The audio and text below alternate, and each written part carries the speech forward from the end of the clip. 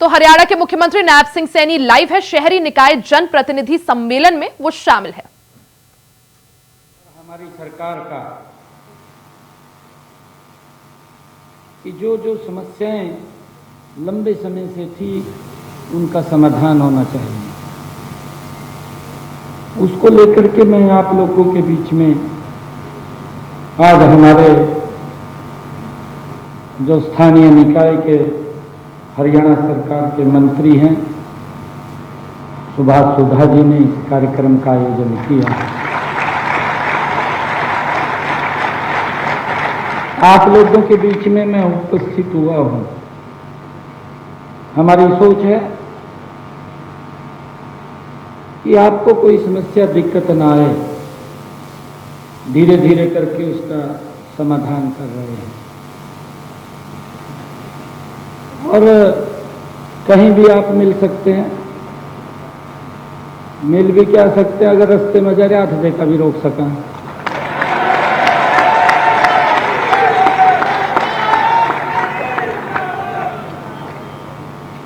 जब इतनी पावर आप लोगों के पास है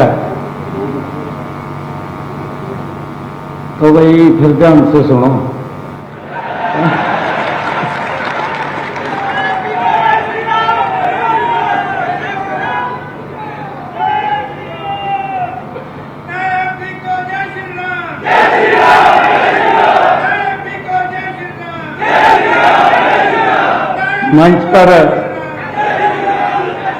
मंच पर विराजमान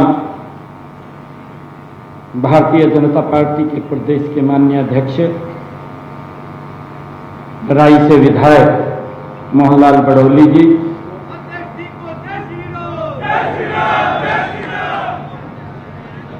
पूर्व में स्थानीय निकाय के मंत्री रहे, वर्तमान में हरियाणा के हेल्थ के मंत्री डॉक्टर कमल गुप्ता जी, आज के कार्यक्रम का जो आयोजन किया है, जिनकी देखरेख में ये कार्यक्रम चल रहा है, स्थानीय निकाय के हमारे मंत्री सुभाष सुधा जी, हरियाणा विधानसभा के डिप्टी स्पीकर आदरणीय रणबीर गंगवा जी, हमारे हांसी के विधायक विनोद भ्याणा जी, हमारे बरवाला के विधायक जोगीराम सिहाग जी, प्रदेश के महामंत्री सुरेंद्र पूनिया जी, जिला की माननीय अध्यक्षा आशा खेतड़ जी, प्रदेश भारतीय जनता पार्टी के सचिव कैप्टन भूपेंद्र जी और हिसार जिला के हमारे प्रभारी जवाहर सैनी जी, हमारे हिसार के मेयर गौतम सरदाना जी, पंचकुला के मेयर कुलभूषण गोयल जी, श्रीमती रजनी विरमानी जी, यमुनानगर से मेयर मदन चौहान जी, रोहतक से मेयर मनमोहन गोयल जी, करनाल से मेयर रेणुका के मेयर निखिल मैदान जी, हमारे विभाग के अधिकारी विकास गुप्ता जी आईएएस, यशपाल जी आईएएस, हिसार के हमारे उपायुक्त महोदय और हिसार के हमारे एसपी महोदय, मंच पर विराजमान सभी अधिकारीगण और हमारे जो पार्षद चेयरमैनगण हैं, सभी प्रमुख व्यक्ति, और आज पूरे हरियाणा प्रदेश के हर वार्ड से उपस्थित यहाँ पर हमारे बहुत ही सम्मानित पार्षद, नगर पालिकाओं के चेयरमैन, नगर परिषद के चेयरमैन, नगर निगम के हमारे सभी chairman, mayor, senior deputy mayor और हमारे सीनियर मेयर, आप सब के बीच में आकर के मैं आज अभिभूत हूँ। आप सबको दोनों हाथ जोड़ करके राम राम करता हूँ, प्रणाम करता हूँ। तो आप हरियाणा के हिसार से मुख्यमंत्री नैप सिंह सैनी को सुन रहे थे। वहीं खबरों में आगे बढ़ते हैं, सबसे पहले बड़ी खबर आपको बता दें जो सीधा लखनऊ से आ रही है। मुख्यमंत्री योगी आदित्यनाथ ने आज महत्वपूर्ण बैठक की। मेरठ मंडल के विधायक और मंत्रियों के साथ ये बैठक सीएम योगी आदित्यनाथ ने की है। बैठक में विधायकों ने नाराजगी जताई, अफसरों को लेकर विधायकों ने इस दौरान नाराजगी जताई है। अधिकारियों पर मनमानी करने के विधायकों ने आरोप लगाए हैं। शिकायत में अगर सच्चाई पाए जाने पर अब अधिकारियों पर गाज गिरेगी। शाम को प्रयागराज मंडल के विधायकों और मंत्रियों के साथ मुख्यमंत्री योगी आदित्यनाथ बैठक करेंगे। तो बड़ी खबर आपको बता दें, आज मुख्यमंत्री योगी आदित्यनाथ ने मेरठ मंडल के विधायकों और मंत्रियों के साथ बैठक की। इस बैठक में विधायकों के साथ उन्होंने चर्चा भी की।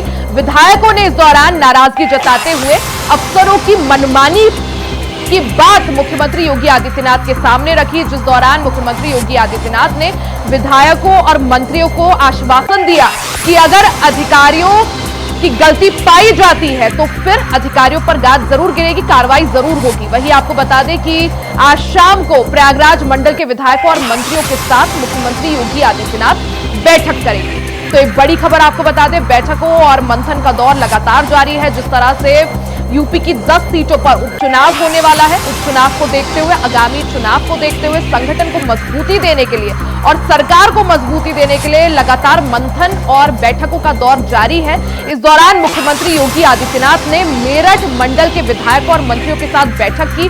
आज की बैठक काफी महत्वपूर्ण रही। इस दौरान जो विधायक थे, तमाम विधायकों और मंत्रियों ने नाराजगी भी जताई। विधायकों और मंत्रियों ने अफसरों की मनमानी का आरोप यहां पर लगाया। उन्होंने कहा कि जो अफसर हैं, जो प्रशासनिक अफसर हैं, वो अपनी मनमानी करते हैं। इस दौरान अधिकारियों पर विधायकों और मंत्रियों ने मनमानी का आरोप भी लगाया।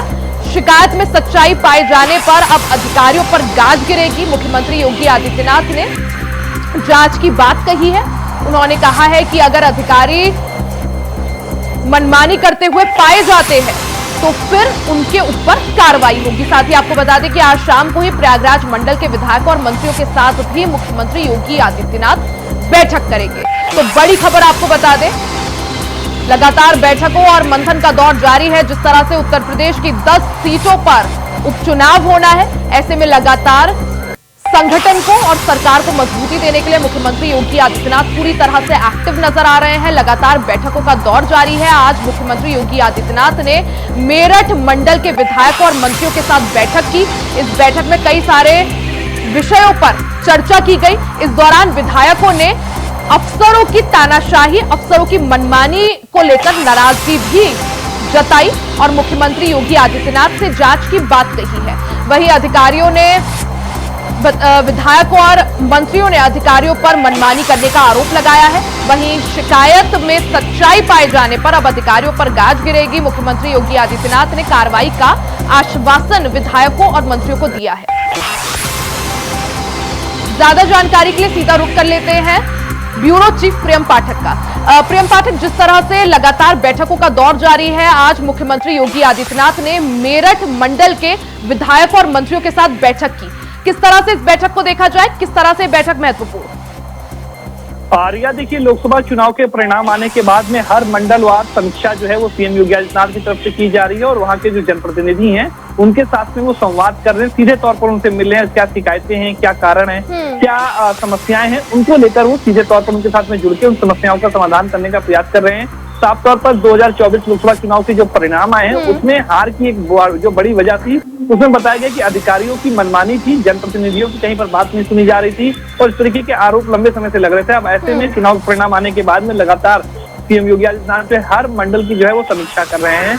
वहां पे जो जितने भी जनप्रतिनिधि हैं, विधायक हैं, सांसद हैं, एमएलसी हैं, मंत्री हैं, उनके साथ में वो मिल रहे हैं, बैठक कर रहे हैं और उनसे फीडबैक ले रहे हैं। साफ तौर पर बड़ी संख्या में जो कह सकते हैं विधायक हैं, मंत्री, उनका साफ तौर पर कहना है कि जो अधिकारी हैं वो उनकी बातों को नहीं सुनते हैं, लापरवाहियां की जा रही हैं, भ्रष्टाचार जो है वो बढ़ रहा है और जब उस बात को लेकर वो शिकायत करते हैं तो उनकी बात को अनसुना किया जाता है कहीं ना कहीं। और इसी बात को लेकर मुख्यमंत्री योगी आदित्यनाथ की तरफ से भी स्पष्ट तौर पर निर्देश जो है दिए गए हैं और आश्वासन दिया गया है कि अगर कहीं पर भी किसी भी जिले के अंदर कोई भी अधिकारी भ्रष्टाचार करता है, कहीं पर इस तरीके की लापरवाही करता है और उसके खिलाफ अगर आप सबूत ला के देंगे तो सरकार उस अधिकारी के खिलाफ जरूर तौर पे जो है जो आवश्यक तौर पे जो है वो कार्रवाई करेगी और कहीं ना कहीं उनके खिलाफ जो है एक्शन भी लिया जाएगा। तो इस बात से कहीं ना कहीं जो विधायक हैं वो सहमत भी नजर आए। हालांकि उनका कहना है कि जब एक विधायक आके खुद शिकायत कर रहा है तो वो अपने आप में पर्याप्त होना चाहिए। सबूत जो है देखने का जो काम है वो सरकार का है या अधिकारियों का है, जो उच्च स्तर के अधिकारी हैं उनके वो देखें। लेकिन लगातार इस तरीके की शिकायतें आ रही थी और जिस तरह से लगातार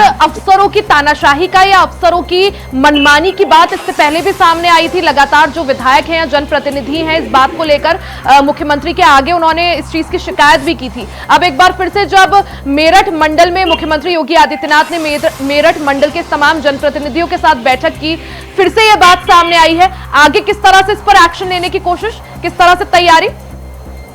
बिल्कुल, देखिए सीएम ने भी इस बात का साफ तौर पर आश्वासन अपने जनप्रतिनिधियों को दिया है कि वो जाएं, क्षेत्रों में कार्य करें और जहां पर भी कोई भी अधिकारी इस तरीके के लापरवाहियां बरतता है, कहीं पर भ्रष्टाचार करता है तो उसके बारे में वो शिकायत करे। सरकार उस मामले की जांच करेगी और उसमें जो भी अधिकारी दोषी पाए जाएंगे कार्रवाई का आश्वासन यहाँ पर मुख्यमंत्री ने दिया है। प्रियम, बहुत बहुत शुक्रिया आपका तमाम जानकारी के लिए। तो वही खबरों में आगे बढ़ते हैं, बात दिल्ली की कर लेते हैं। बीजेपी अध्यक्ष जेपी नड्डा का आज कार्यक्रम है। कारगिल विजय दिवस के मौके पर मशाल रैली में शामिल होंगे जेपी नड्डा। शाम 6 बजे दिल्ली में मशाल रैली का आयोजन होगा जिसमें बीजेपी के राष्ट्रीय अध्यक्ष जेपी नड्डा शामिल होंगे। बीजेपी युवा मोर्चा के कार्यक्रम में जेपी नड्डा शामिल होंगे। Central park, Connaught place, Delhi में इस कार्यक्रम का आयोजन होगा। तो कारगिल विजय दिवस के मौके पर बीजेपी के राष्ट्रीय अध्यक्ष जेपी नड्डा आज कार्यक्रम में शामिल होंगे।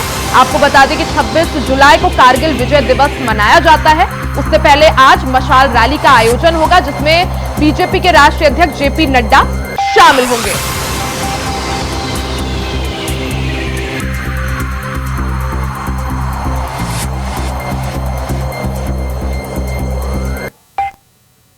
वही अब बात रामपुर की कर लेते हैं। सपा नेता आजम खां को हाईकोर्ट से झटका लगा है। राजस्व टीम इस दौरान जौहर यूनिवर्सिटी पहुंची है। 1,30,000 स्क्वायर फीट जमीन का चिन्हीकरण हुआ है। शत्रु संपत्ति की जमीन जौहर यूनिवर्सिटी से कब्जा मुक्त कराई गई है।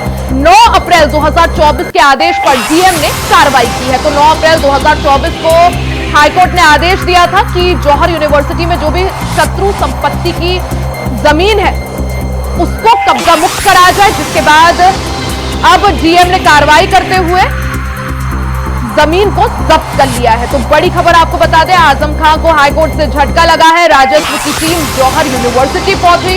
1,30,000 स्क्वायर फीट जमीन को चिन्हीकरण किया गया जिसके बाद शत्रु संपत्ति की जमीन को जौहर यूनिवर्सिटी से कब्जा मुक्त कर लिया गया है। तो सीतापुर जेल में बंद है समाजवादी पार्टी के दिग्गज नेता आजम खां। इस दौरान उनको बड़ा झटका लगा है और जौहर यूनिवर्सिटी में जो शत्रु संपत्ति मौजूद है उसको डीएम ने जब्त कर लिया है।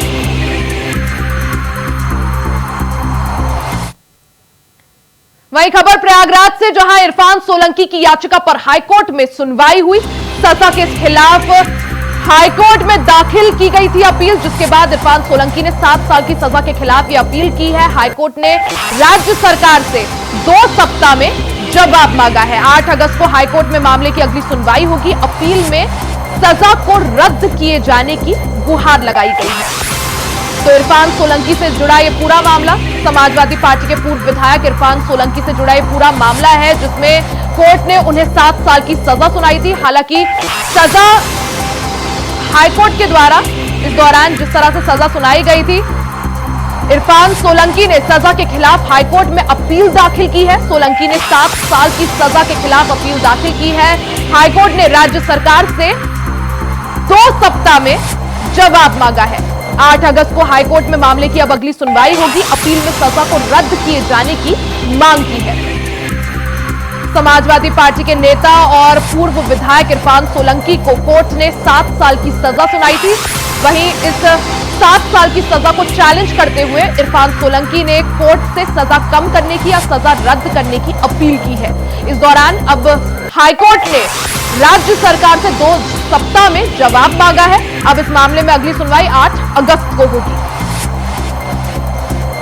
समाजवादी पार्टी नेता और पूर्व विधायक इरफान सोलंकी ने 7 साल की सजा को रद्द करने की मांग की है। ज्यादा जानकारी के लिए सीधा रुख कर लेते हैं संवाददाता शोएब रिजवी का। शोएब, जिस तरह से कोर्ट ने इरफान सोलंकी को 7 साल की सजा सुनाई थी, वहीं सजा को रद्द करने के लिए इरफान सोलंकी ने हाईकोर्ट का रुख किया है और सजा रद्द करने की मांग की है। क्या जानकारी इस पूरे मामले को लेकर? देखिए, दरअसल जो उन्हें 7 साल की सजा दी गई है, उसके बाद कहीं ना कहीं जो उनका विधायकी है वो भी अब एक तरह से मुश्किल में आ चुकी है। और ऐसे में जो नए नियम है उसके तहत उनकी विधायकी जा सकती है। बाई इलेक्शन की भी सरगर्मियां तेज है। ऐसे में इनकी तरफ से इलाहाबाद हाईकोर्ट का रुख किया गया है और उसमें ये मांग की गई है कि इनकी जो सजा है उसको रद्द किया जाए। एमपी एमएलए कोर्ट ने जो 7 साल की सजा दी है उसी को लेकर के आज बाकायदा सुनवाई हुई। इनकी तरफ से जो दलीलें दी गई, उसके बाद अब कोर्ट ने राज्य सरकार से इस पूरे मामले में जवाब मांगा है। 8 अगस्त को इस मामले के आगे सुनवाई होगी और फिर इस मामले में तय हो पाएगा। दरअसल इस पूरे मामले में इसलिए भी ये बहुत महत्वपूर्ण मामला है क्योंकि अगर इनकी सजा में कोई राहत मिलती है तो कहीं ना कहीं जो इनकी विधायकी है वो बच सकती है। और यही वजह है कि इनकी तरफ से ये कोशिश की जा रही है और ये अपील की गई है। हालांकि आज इनकी तरफ से, इनके वकील की तरफ से जो अपनी बातें हैं, दलीलें रखी गई, उस पर अब इनसे जवाब मांगा गया है। 8 अगस्त को इस मामले पर दोबारा फिर सुनवाई होगी और उसके बाद ही आगे का तय हो पाएगा कोर्ट क्या कुछ रुख अख्तियार करता है, क्या इनको राहत। शोएब, बिल्कुल जिस तरह से यहाँ पर सजा रद्द करने की मांग यहाँ पर इरफान सोलंकी की तरफ से की गई है, क्या माना जाए, क्योंकि 8 अगस्त को अगली सुनवाई, अगर हाईकोर्ट जो है संतुष्ट होता है उनकी अपील से, तो आगे इस मामले में क्या कुछ?